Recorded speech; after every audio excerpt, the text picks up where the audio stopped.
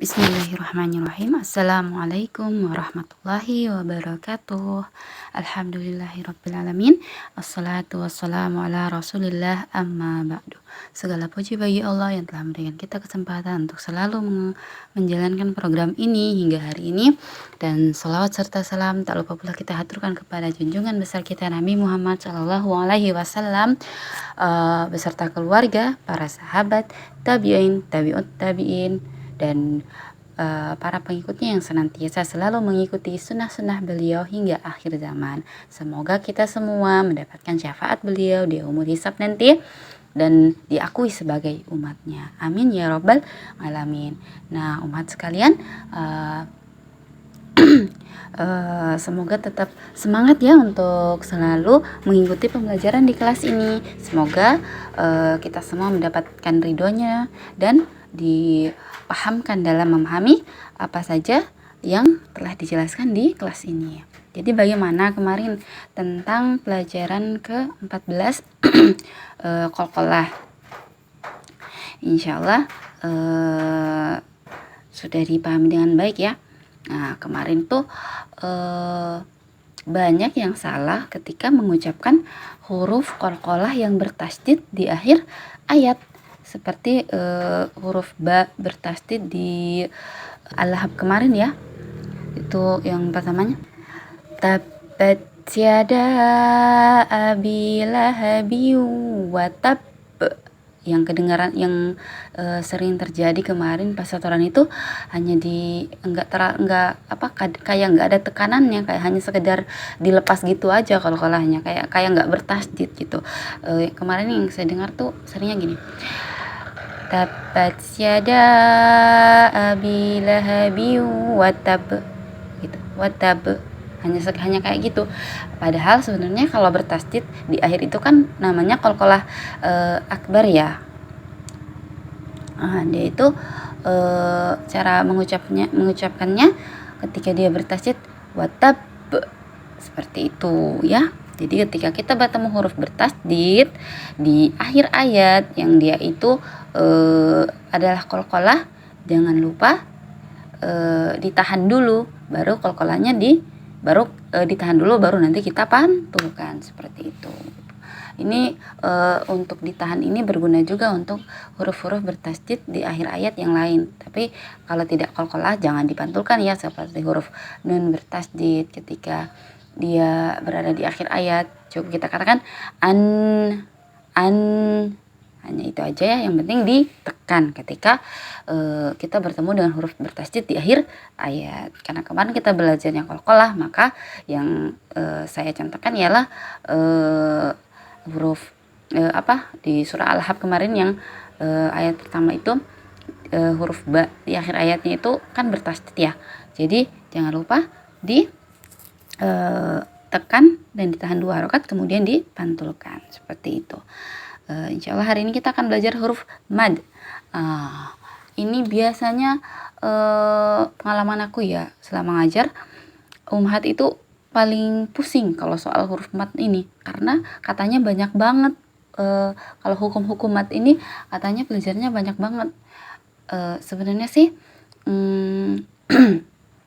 untuk dihafalin itu kita nggak usah terlalu memforsir diri kita untuk menghafalkan jenis-jenis hukumat ini ya, karena insya Allah di Al-Quran itu kan sudah ada tanda bacanya ya. Jadi kita udah nggak terlalu mikirin lagi nih cara bacanya gimana, karena insya Allah dalam ketika kita belajar Iqra itu sudah dijelaskan tanda-tanda baca yang dibaca panjang. Nah, di huruf mad itu ada 2 sebenarnya. Jadi mad asli atau mad tabi'i. Kemudian yang satunya mad far'i, yaitu cabang. Jadi yang banyak ini cabangnya. Nah, kalau untuk jenisnya ya 2 tadi itu aja. Seperti itu. Jadi insya Allah nanti untuk hukumat ini kita bagi menjadi 3 bagian dalam penjelasannya, biar kita paham betul kalau huruf ini ketemu ini kan ada tanda baca panjangnya tuh. Nah, tanda baca panjang itu namanya mad apa sih? Nah, itu kita di sini belajar tentang huruf-huruf yang panjang itu namanya hukum mad apa gitu. Jadi memang kita sudah tahu cara membacanya. Nah, di sini kita menerapkan memahami nama-nama hukumnya. Insya Allah di sini untuk panjang pendeknya umat di sini sudah begitu paham ya. Jadi di sini kita fokus ke nama-nama hukumnya. Insya Allah hari ini kita akan belajar tentang mad asli atau mad tabi'i, yaitu memanjangkan suara yang disebabkan adanya huruf mad dan setelah huruf mad bukan hamzah atau huruf bersukun. Kadar panjang mad asli adalah 2 harokat. Disebut mad asli karena merupakan asal mula dari berbagai macam hukum mad. Mad asli disebut juga dengan mad tabi'i, seperti yang sudah saya jelaskan tadi di awal. Nah, mad tabi'i sendiri itu ada 2 macam. Jadi yang pertama ialah mad tabi'i kalimi dan mad tabi'i harfi.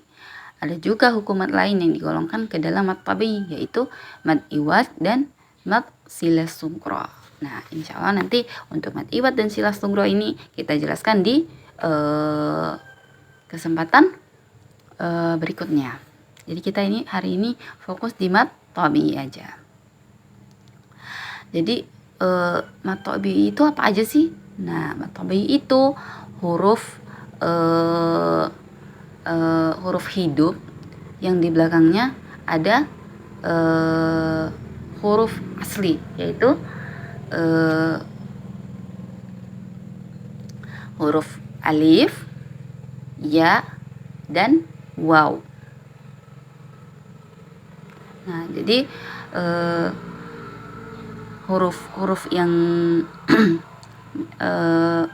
alif, ya, dan waw ini ialah huruf-huruf sukun yang sebelumnya huruf hidup.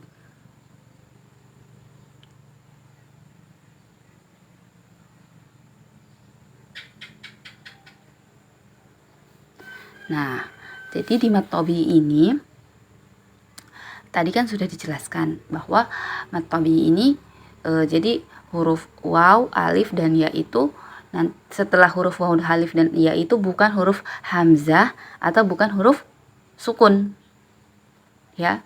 Jadi di antara keduanya itu yang huruf hidup, kemudian ya, alif atau waw sukun, kemudian di depannya huruf hidup lagi ya, seperti itu. Jadi huruf alif sebelumnya berharokat fathah, maka dia dibaca panjang. Ini jadi huruf-huruf huruf mad tabi'i ini dia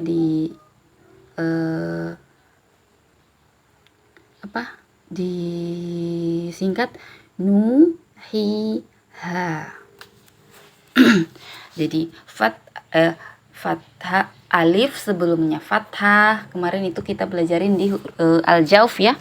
Alif sebelumnya fathah, kemudian ya sebelumnya kasroh, kemudian waw sebelumnya dhammah. Nah, ketiga huruf ini ialah mad asli atau mad tabi'i. Jadi ketika membacanya, nah, kemudian li, kemudian lu. Kemarin di al-jauf kita belajarnya la, li, lu, seperti itu ya. Huruf mad tabi'i ini.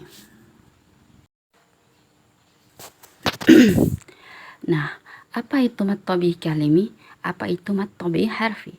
Mad tabi'i kalimi ini juga terbagi 2 lagi, yaitu mad tabi'i kalimi zahiri dan mad tabi'i kalimi muqaddar.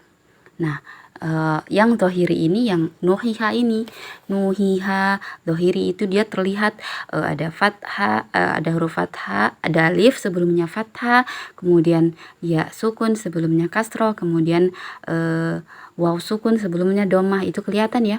Namun kalau untuk mat tabi'i kalimi yang muqaddar itu dia tidak kelihatan, seperti lafaz Allah itu kan huruf alifnya nggak kelihatan, tapi dibuat tanda baca fathah panjang yang garis panjang itu. Nah, itu namanya mat tabi'i kalimi muqaddar.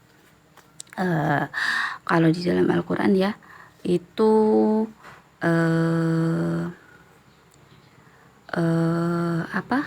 pokoknya ada tanda baca panjang, fathah panjang di atasnya seperti garis di atas. Nah, itu namanya mat tabi'i kalimi muqaddar. Sedangkan mat tabi'i kalimi zohiri ialah yang kelihatan alifnya, kelihatan ya-nya, kelihatan wawnya, seperti itu. Nah, kita lanjut. Kalau mat tabi'i harfi itu dia contohnya huruf-huruf yang berada di awal surah biasanya. Nah, itu dia ada 5 huruf. Huruf ha, kemudian ya, to, ha, dan ro. Nah, itu misalnya huruf ha, mim itu kan huruf hanya nggak ditaro nggak ada fathah di depannya kan? Nggak ada fathah, nggak ada alif. Huruf ha nggak ada alif di depannya, tapi dia tetap dibaca ha, seperti itu ya. Jadi bacanya ha mim. Misalnya huruf ha mim di awal surah, ha mim. Huruf ha tulisannya kan hanya sekedar ha dan mim, tapi dibacanya ha mim. Nah, itu huruf hanya itu dia masuk di mat tabi'i harfi.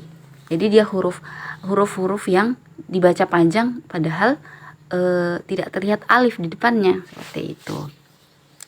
Kemudian ada contohnya lagi, alif lam ro, alif lam ro, huruf ro-nya dibaca panjang juga.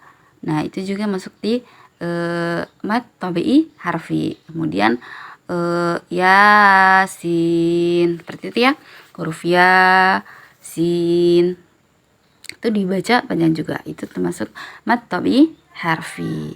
Nah, jadi kesimpulannya mat asli atau mat tabi'i itu terbagi menjadi 2, yaitu mat tabi'i kalimi dan mat tabi'i harfi. Kemudian mat tabi'i kalimi terbagi lagi menjadi 2, yaitu zahir dan muqaddar. Nah, yang zahir itu hurufnya huruf alif, ya dan waw sukunnya kelihatan, sementara mat tabi'i kalimi yang muqaddar itu huruf alif, ya sukun dan wawnya gak kelihatan, jadi hanya sekedar tanda baca fathah panjang atau domah panjang atau kasroh panjang, seperti itu.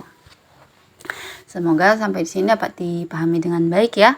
Insya Allah nanti untuk tugasnya Ana sampaikan di Ana posting di grup. Kita tutup majelis ini dengan doa kafaratul majelis. Subhanaka Allahumma wa bihamdik asyhadu an la ilaha illa anta astaghfiruka wa atubu ilaik. Mohon maaf jika ada kesalahan dalam pengucapan. Segala kesalahan hanya milik saya, dan segala kebenaran dan kebaikan hanya mutlak milik Allah Subhanahu wa taala. Wassalamualaikum warahmatullahi wabarakatuh.